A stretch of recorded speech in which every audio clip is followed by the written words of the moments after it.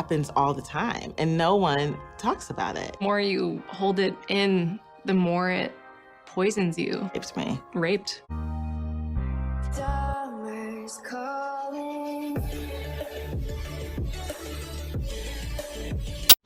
Hello guys, welcome back to my YouTube channel, and if you're watching this video station or this channel for the very first time, kindly hit the subscribe button now.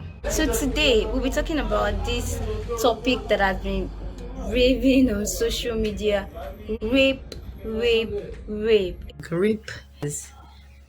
destroys life. Like abuse of masculinity, that is abuse of power. It doesn't matter who they are to you. It doesn't matter that they're your girlfriend. It doesn't matter that they're your friend. It doesn't matter any of that. Rape is simply the absence of consent. Once somebody doesn't say yes, you should not be having sex with the person. You know, rape, according to the law, is simply the absence of consent. If there is no consent, it is rape. No means no. Even the devil, by the time you are telling the devil no, he flees. So first of all, I think that it is sad that in this year 2020, we still have to be educating a lot of people on what rape is or why rape is wrong. I think it is sad that we still have to be defending why rapists should go to jail or why they should be persecuted. So naturally speaking, a lot of things in society has been made to degrade women, to devalue them. Even some of our musicians, you check their music videos, like examples like all this Naira Marley and co. They're already objectifying women. So it has thrown like a sense of caution to the wind, in which everybody now says that okay, women are just just there, they have no value, they have no disrespect, and that is why men think that they can actually rape them or do whatever they like to them. It just shows how terribly backward the society is, which is something different from what we thought. Our generation would say we are growing, we are educated, we're not like the past generation. But this recent times, we've seen a lot of people with different mentalities that have taken us by surprise. And, we have to ask ourselves, really, are we really growing as a generation? Are we really different from our older generation? People are thinking that okay, because she's dressing indecently, inappropriate dressing, how about the women that dress properly? How about how about the pedophiles, the men that actually rape young women or young children? How about this kind of people? This thing is a state of the mind. It has nothing to do with whatever a lady is wearing or whatever a lady is not wearing, because any lady has the right to wear whatever he or she feels is comfortable. So you could stop passing your blame to the women. This is the system that is wrong. This is the mindset that is wrong. This is the notion that is wrong, and we have to deal with it. How about married men that actually rape their wives, they rape their daughters? Once when my secondary school teacher was trying to rape me when I was in JSS2, and he didn't succeed. Okay, so here's how it happened. It was a Saturday lesson, and apparently we did not know that there was no lesson that day. I and a couple of friends, so we didn't know that there was no lesson that day. So we just went, and we got to school. We saw some of the painters painting the walls of the school, putting up new designs and stuff. And so we spoke to our teacher, and he was like, "Oh, there's no lesson today, but we can help." So he took us to the first staff room and gave some of them bags of water to take downstairs to the painters.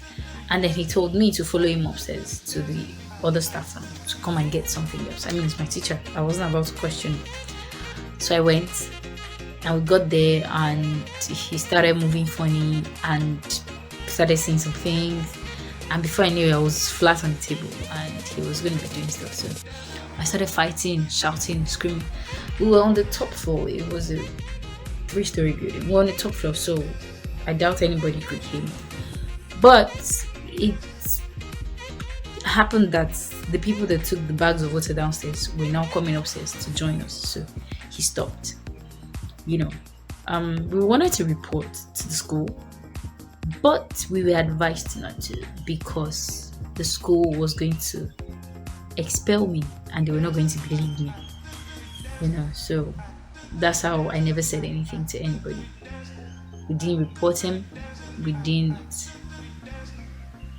take any action against him because I didn't want to be expelled from school. Now think of how many more students he must have done that to. How many more people must have been kept short because they did not want to be expelled from school. I was seeing a particular tweet on Twitter in which a man 6-year-old came back from visiting one of her friends, and she told her father that this is what my friend's father did to me. The father went to the man's house with a gun, and by the time he got there, he like confronted the guy that why would you try to rape my 6-year-old? And the stupid man was saying she gave me consent, or she allowed. And I'm like, how does a 6-year-old even know what the meaning of consent means? The man shot that man, and he went to 13 years in prison. But later they found out that particular man had been doing that with a lot of 6-year-olds. Even had tapes in which he used to blackmail the family. Though that man went 13 years in prison, but at least he has saved like a generation of other victims that are falling into that man's hand. What should victims do?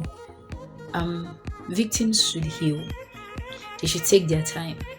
You don't have to tell your story right now. You don't owe anybody. As a victim of rape, you don't owe anybody an explanation. You don't owe anybody your story. You don't owe anybody anything. Do what is right for you. Heal. Take time out. Cry if you have to. If you have very few people that you can talk to them. If you don't want to talk to them, it's fine. Talk to God. Pray. He always hears and he doesn't judge. And he won't tell your story to somebody else. So talk to God. Pray to God.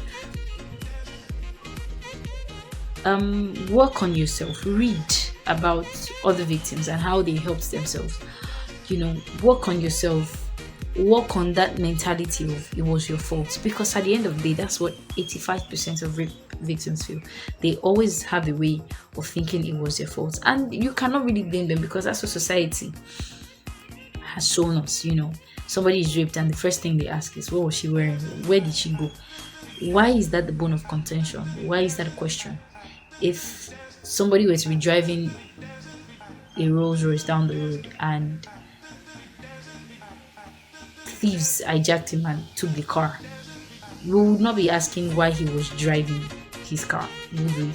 So enlightenment programs and empowerment programs should be given to all men in schools, in institutions, in companies. They should be educated to know how to value and respect women.